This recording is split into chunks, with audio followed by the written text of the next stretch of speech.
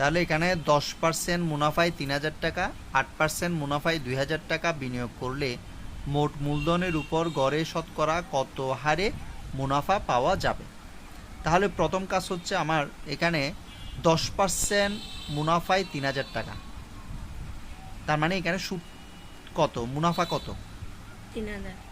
তাহলে 3000-এর 10%, তাহলে 3000-এর 10% 3000 ইন্টু 10%, তাহলে এই শূন্য চলে যাবে, তাহলে হবে কত, 300। এরপরে 2000 হচ্ছে 2000 টাকার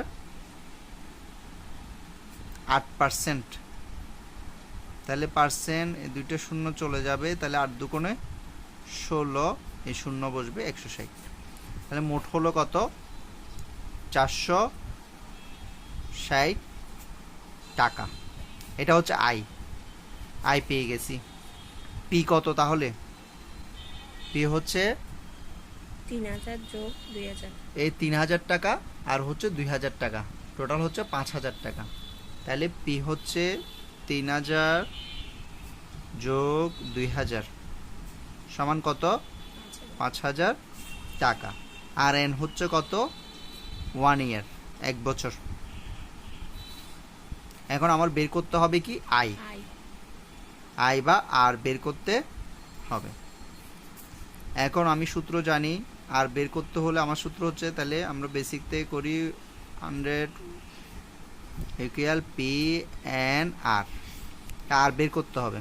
তাহলে R equal I into 100 divide by P into N.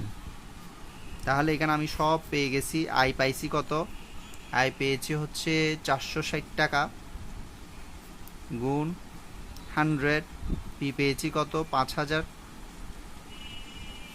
এবং এন পেয়েছি কত, 1। তাহলে চলে গেল শূন্য, এই শূন্য চলে গেল। তাহলে আমার 46কে আমি 5 দিয়ে ভাগ করব, ভাগ করে আমি কত পাবো, 9.2।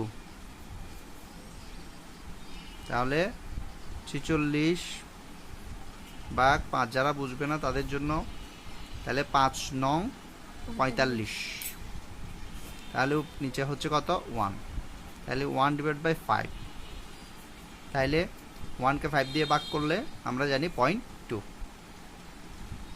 Concept clear?